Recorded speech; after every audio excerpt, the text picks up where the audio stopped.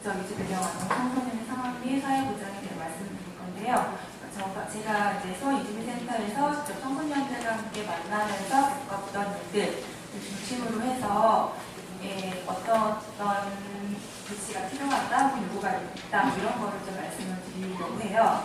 먼저 사례를 좀 제가 써놨는데, 발제문하고 똑같은 사례를 이렇게 넣었는데, 우선 건강보험 얘기입니다. 건강보험이 없어서 이주청소년 제가 만났던 이 친구는 이제 2012년에 만났던 친구인데, 당시 이제 건강보험이 안 돼 있는 상황이었어요. 그래서 이제 좀 다리가 아프고 뭔가 문제가 있는데 낫기지 참고 하다가, 근데 이제 또 그래서 제가 좀 자세히 적어 놓은 게 뭐 집안 사정에 대한 이야기, 그러니까 집안 관계에서, 가족 관계에서 아이가 어떤 위치에 있는지도 좀 같이 보여드리고 싶어서 썼는데, 그러니까 재혼한 어머니와 같이 살고 있고, 그러니까 돈을 좀 많이 쓰기도 좀 되게 애매한 좀 이런 상황이어서 이제 자기가 이제 혼자 이렇게 앓고 있다가 결국에 이제 못 찾을 수 있으니까 친구의 신분증을 빌려서 병원을 가서 치료를 받았던 그런 사례가 있었어요.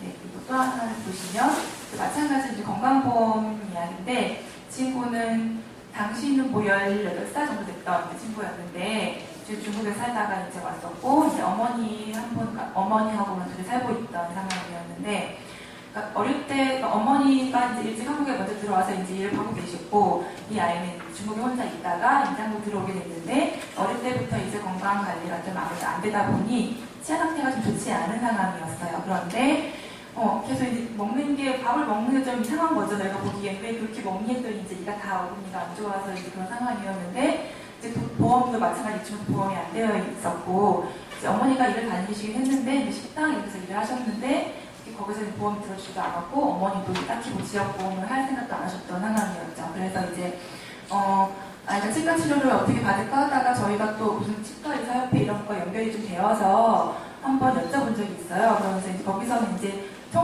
이주청소년이 아닌 그냥 청소년들 무료 진료도 해줄 수 있는 이렇게 말씀을 하셔서 요청을 드렸더니 건강보험이 없으면 또 혜택을 받을 수 없다라고 하셔서 결국 이 친구는 그냥 중국에 가야겠다, 수술을 받아야겠다 이렇게 했던 케이스였고요. 그리고 세 번째 사례는 이제 이거는 좀 보육에 대한 내용입니다. 저희 센터에 이용하시는 이제 베트남 여성분이신데, 이분은 이제 사실 그 남편분도 베트남 남성분이세요. 한국 영주권 갖고 살고 계신데, 이제 아이를 낳았는데 어린이집을 보내려고 하니 그 보육료 지원을 전혀 받을 수가 없는 상황인 거죠. 외국인 가정 때문에. 그래서 어쨌든 부모 중에 한 명이 한국 국적이어야 다음날 이런 혜택 받을 수 있다 이런 이야기 듣고 했는데, 결국 이제 해당이 안 되기 때문에 어쨌든 직장을 다녀야 하는 상황이고, 그러다 보니 이제 어쩔 수 없이 이제 아이를 어린이집에 보내긴 하는데 월 40만 원 해당하는 그런 보육료를 그냥 자부담을 내고 다니시는 상황이었어요. 그래서 본인들도 일하면서 세금 다 내고 하는데 좀 억울하다 이런 말씀을 하신 걸 들은 적이 있습니다. 그리고 이제 이게 좀 지나다 보니 계속 이렇게 하는 것도 힘들 것 같다. 그래서 아이를 그냥 친정에 있는 베트남 보내야 되지 않을까 이런 생각을 한다는 말씀을 하신 거를 적어 놓은 거고요. 네 번째 사례는 이건 어떤 초등학교에서 이제 한국어 강사를 작년에 모집을 했었어요. 저희 센터 통해서 이제 소개를 시켜드렸었는데, 사실 수업을 다문 학생들이 많아서 좀 수업을 진행했으면 좋겠다라는 걸로 해서 갔었는데, 아이들이 몇 명, 한 대여섯 명 학생이 있었는데, 사실 수준도 다 다르고 이러는데 그냥 딱 시간, 한 시간, 같은 시간에 모아놓고 수업해주세요 라고 해서, 사실 그것도 강사에게서 좀 당황스러운 상황이었는데, 여차저차 시간을 쪼개서 이제 수업을 진행했어요. 그랬는데, 그 학교 관계자가 그나마 이제 다음엔 어떻게 될지 모른다, 이렇게 말을 한 거죠. 올해까지는, 하반기까지는 하지만, 내년에 어떻게 될지 모른다, 지원이 없으면 못할 수도 있다, 이런 말을 이제 들은 거예요. 그랬더니 역시나 이제 그 학교는 작년까지만 이제 수업이 진행됐고, 올해에는 이제 관심이 없어졌고, 근데 아이는 아직 한국어가 좀 부족한 상황이다 보니, 이제 아이 아버님이 직접 강사에게 연락을 해서 더 해줄 수 없겠냐, 개인적인 부담을 하겠다고 이렇게 말씀하셨던 그런 사례입니다. 네, 우선 네 가지 사례를 먼저 말씀을 드리고, 이제 본격적인 좀 내용을 들어가려고 하는데요. 제가 아까 다 이제 사회 보시면서 해서 갑자기 말씀하셨지만, 처음에 이 발제를 기획하게 됐던 게, 사실 아동 정책 기본 계획, 그리고 이제 수원시 같은 경우는 아동 친화도시 조성에 대한 조례가 이제 올해 올해 초에 통과가 됐었어요. 그래서 어쨌든 그 유엔 아동 권리 협약에 따라서 모든 뭐 국적이나 실효적으로 상관없이 그런 권리를 보장을 해야 한다라는 이제 기본 원칙을 가지고 있는 이 기본 계획과 조례를 가지고 이제 각 시에서 뭐 정책 그리고 기본 계획 이런 걸 수립을 하게 될 텐데 그 전에 저희 이주 배경 아동 청소년에 대해서 이런 친구들이 있다라는 거에 대한 상황을 공유하고 관심을 좀 불러일으키기도 하고 실제 세부 계획을 수립할 때 이런 실현 가능한 정책이 어떤 것이 있는지를 같이 한번 생각해보는 그런 자리를 나가 됐으면 좋겠다는 생각으로 이제 준비를 하게 됐고요. 이제 이주 배경 아동 청소년이라는 말을 제가 쓰고 있는데 저기 제목 나와 있고 사실 보통 그냥 다문화라는 말로 더 익숙하실 것 같아요. 근데 사실 다문화라는 말보다는 이주 배경 아동 청소년이라는 말을 제가 쓰고 여기서 이제 저도 있고 저희 이제 포럼에서 쓰고 있는데 좀 다문화라는 말 자체가 좀 주관적인 선입견이 있을 수도 있고 그런 것보다 좀 객관적인 그냥 행위 자체를 지칭하는 이주라는 말을 좀 사용을 했으면 좋겠다라는 것과 좀 법적인 좀 근거도 있는 말이라고 할 수 있거든요. 청소년 복지지원법 같은 경우 이주 배경 아동 청소년, 이주 배경 청소년에 대한 용어 정의가 내려지고 있고 그래서 이거는 이 말을 가지고 사용을 하려고 합니다. 그리고 특히 이제 외국 국적이라는 것을 좀 강조했던 이유가 사실 이 이주 배경 청소년이 좀 다양한 청소년 아동들이 좀 같이 좀 이렇게 섞여 있다고 보시면 되는데 사회적인 서비스 접근을 하려고 할 때 한국 국적인지 그러니까 이 이주 배경 아동 청소년은 한국 국적도 있고 외국 국적도 있고 다 같이 섞여 있는 상황이거든요. 그래서 한국 국적인지 외국 국적인지 아니면 다문화 가족인지 아닌지 또 미등록인지 등록인지 이거에 대해서 접근 자체가 좀 많이 달라지고 그래서 다문화 가족이 아닌 경우 또 외국 국적인 경우 한국 국적이 아닌 경우 뭐 또 미등록인 경우는 좀 더 열악한 상태에 있다라고 볼 수 있습니다. 그래서 좀 이쪽 초점을 맞추어서 좀 이야기를 진행을 하려고 합니다. 네, 우선 수원시의 현황을 보시면 뭐 이건 다 아시겠지만 전체 이제 전체 거주 등록 외국인은 55,000명 정도 되고 인구 대비 4.8% 정도가 된다 보시면 되고요. 유형별 통계를 보면 한국 국적을 가지지 않은 사람, 그러니까 귀화를 하거나 보다 훨씬 더 많은 비율을 차지하고 있습니다. 보시면 거의 82% 정도가 이제 국적을 가지지 않은 사람도 구성이 되어 있고요. 여기서 지금 이 통계는 이제 행자부의 통계인데 외국인 주민 자녀라는 것이 있어요. 그래서 이 외국인 주민 자녀가 그러면 이주 청소년인가? 라고 해서 보면 사실 또 되게 이거는 딱 다문화 가정의 또 일부만 사실은 통계적으로 잡고 있는 상황이거든요. 그래서 실제로 이주 배경 아동 청소년이 훨씬 더 많은 수가 존재한다라고 알 수 있는데 특히는 이 외국인 근로자하고 이제 외국 국적 동포라고 되어 있는데 수원은 다른 지역에 비해서 중국 출신, 중국 동포의 비중이 좀 높은 편이에요. 그래서 그것이 이제 외국 국적 동포의 비율과 이 외국인 근로자에 같이 포함이 되어 있는데 외국인 근로자 중에서 중국 동포들은 약간 좀 다른 비자를 갖고 오고 이들은 자녀를 동반할 수 있는 비자이거든요. 그래서 그 외국인 이 근로자 중에서 중국 동포의 수가 대략 한 15,000명 정도 라고 볼 수 있고요. 그리고 외국적 동포가 한 10,000명 정도 되는 상황인데 그래서 대략 이제 아이를 동반할 수 있는 외국적 동포의 비율이 그 수가 22,000명 정도가 된다라고 추정을 할 수 있을 것 같고요. 그리고 우선 이거 이제 법무 통계를 보신 뒤 연령 통계인데요. 이걸 보시면 대략적인 그러니까 지금 이주 배경 청소년, 아동 청소년에 대한 딱 정확한 명시적인 통계가 없기 때문에 추정을 하고 있는 중인데 이 법무부의 자료를 이 연령별로 통계가 나와 있어요. 그래서 보통 이 이주 배경 아동 청소년에 해당하는 나이 연령대가 대략 한 10% 정도가 되지 않겠느냐라고 추정을 할 수 있다는 거고요. 그리고 또 이제 여기에 그러니까 모든 이런 법무부 통계는 행정부 통계에 포함되지 않는 게 사실은 그 단기 체류, 그러니까 등록되어 있지 않은 이제 외국인과 이제 미등록, 소위 이제 뭐 합법적인 비자가 없는 외국인 같은 경우는 아예 통계상으로 잡히지 않기 때문에 그 이상의 숫자가 더 있을 수 있다라는 것도 이제 감안을 해야 된다고 보면 될 것 같습니다. 네, 그러면 이런 상황에서 제가 뭐 저희 이제 그 인주민 분과에서 어떤 거를 좀 더 초점을 잡아서 말씀을 드릴까 해서 이제 가본 게 건강과 보육, 그리고 교육, 기타 서비스인데요. 우선 건강에 대한 것을 먼저 하나씩 좀 보시겠습니다.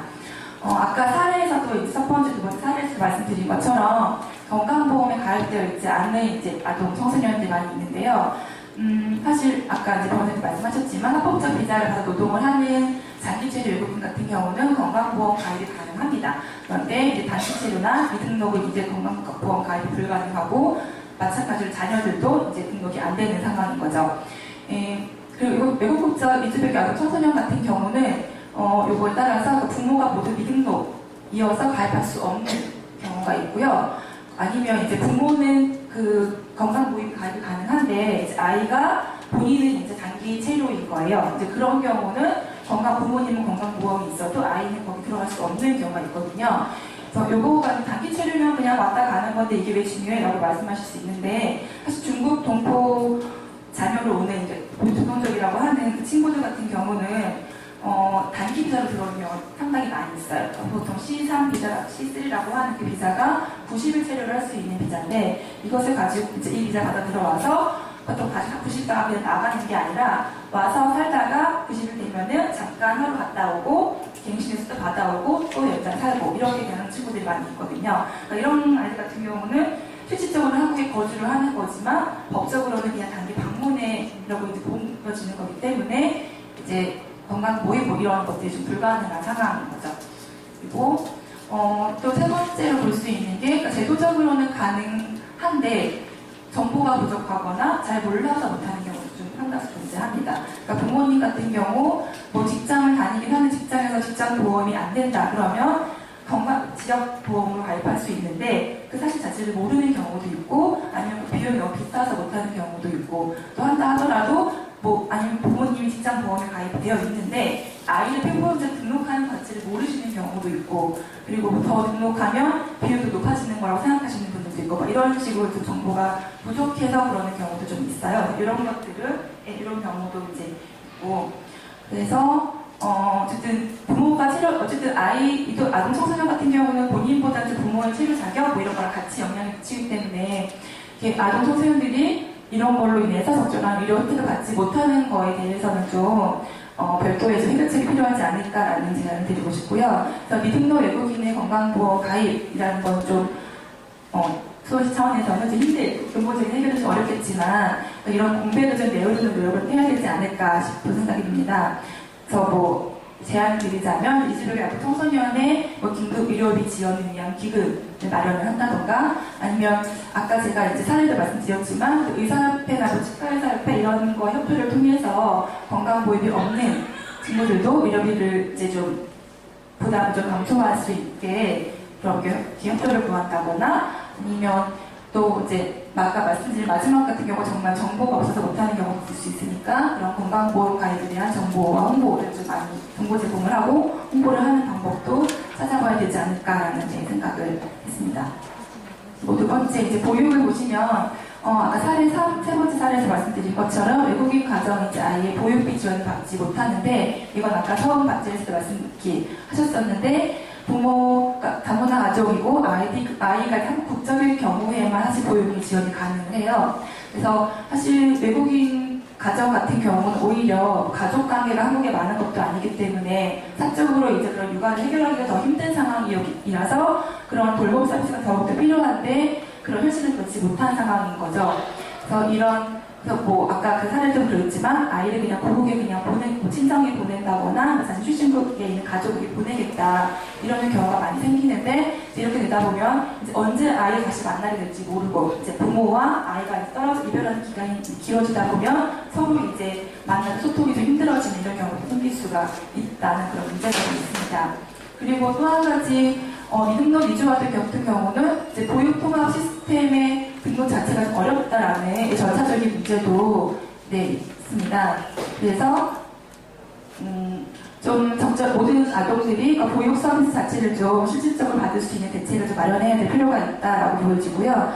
아까 그 첫 번째 마트리얼에서 잠깐 나왔지만 그 경기도 외국인 근로자 자녀 보육 지원이라는 이제 제도가 있는데 여기서는 이제 뭐 이주 저소득 외국인 근로자 자녀가 3명 이상인 그 어린이집 같은 경우 교사 인건비 지원을 해주고 있어요. 그래서 그 어린이집으로 하여금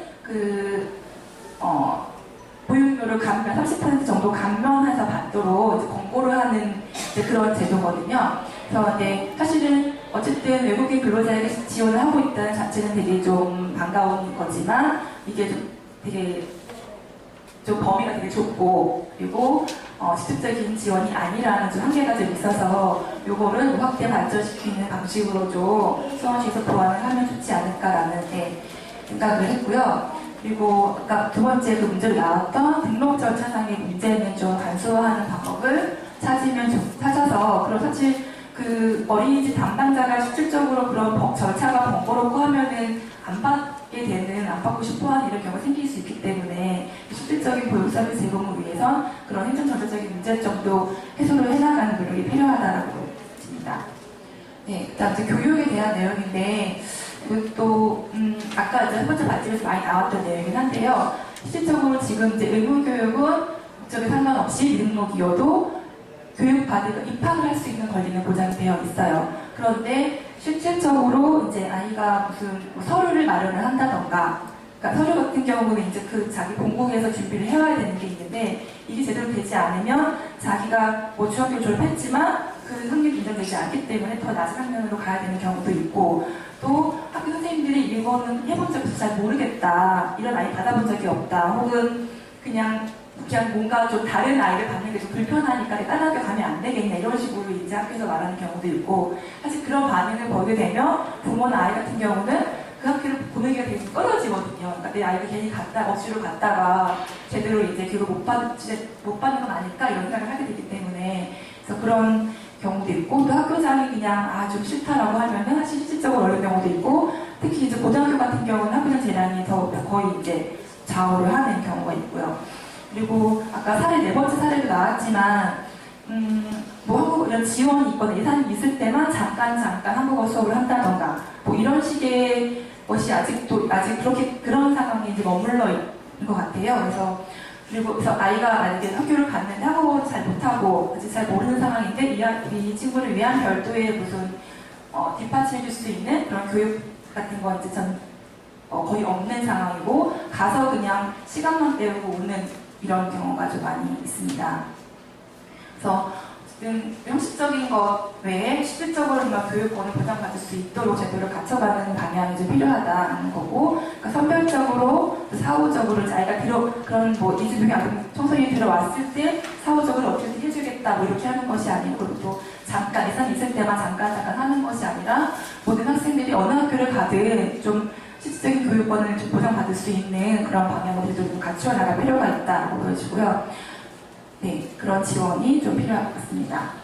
그 네 번째는 기타인데 사실 지역 아동센터나 뭐 청소년 쉼터, 뭐 문화센터, 뭐 청소년 수련관 등등 아동 청소년들이 이제 이용할 수 있는 교육, 뭐 돌보, 문화체험 이런 기관들이 많이 있어요. 그런데 사실 제가 뭐 지역센터 같은 경우는 현재 외국인 등록 번호가 있으면 뭐 지원은 그대로 뭐 다니는 거 문제가 없다라고 이제 있긴 했는데 제가 아는 사례가 제가 저희 그때 직접 만났던 친구들이 좀 국한되다 보니 다른 데 실제적으로 이용했던 경험 많지가 않아서 많아서 좀 다른 아까 나중에 토론할 때 좀 더 그런 청소년이나 아동단체에 계신 분들이 좀 더 많은 말씀을 나눠줬으면 좋겠는데 우선 이렇게 한국 국적이 아니거나 등록번호가 없는 경우 또 미등록인 경우 단기체류이기 때문에 없는 경우는 이용의 제한이 따른다라고 이제 보고요. 그런 경우가 있어서 이런 것 같은 경우는 사실은 이주민 정책 담당 부서뿐만이 아니라 기타 다른 아동 청소년 관련 기관 그리고 그런 기관 및 단체 동사자가 함께 좀 어떤 문제가 실질적으로 있는지 이걸 이제 받는 것이 어떤 점에서 어려운 건지 법적인 문제가 있는 건지 결정적으로 해결할 수 있는 건지 이런 거에 대한 좀 논의를 모아봤으면 좋겠다라는 생각을 해서 적었습니다. 실은 법적으로 아까 그 교육에 대한 얘기를 했었는데 사실 교육의 주체가 이제 국민으로 되어 있었는데 시행령에서 미등록 아동 국적이 한국 국적이 아닌 아동이어도 교육을 받을 수 있게 해야 된다라는 이제 목소리가 모여져서 사실 그것이 이제 시행령으로 명문화가 되는데, 사실 아동복지법이나 뭐 영유아보육법에는 아까 이제 발제도 나왔지만 차별금지 조항이 있고 딱히 국민으로 한정이 되어 있지 않음에도 불구하고 그냥 규칙상 혹은 뭐 관례적으로 이게 그냥 외국 국적 이주별 청소년이 제외되고 있는 그런 경우가 많습니다. 이게 어떻게 보면 그렇기 때문에 이 테두리 안에서도 좀 우리가 할 수 있는 일이 좀 많을 수 있다라는 것도 있고요. 그리고 적어도 이제 그런 시스템 등록이나 이런 절차적인 문제로 인해서 권리를 침해당하는 일은 없도록 좀 해야 되지 않을까라는 생각이 좀 들고요. 이런 아동 정책의 기본 계획 그리고 그런 수원시 아동 취약 조례에 따른 세부 지침 만들 때 이 아동 청소년의 모든 아동 청소년의 배경을 포함한 모든 청소년을 같이 어우를 수 있는 그런 시각을 가지고 정책을 좀 만들었으면 좋겠다라는 제안을 하면서 마치도록 하겠습니다.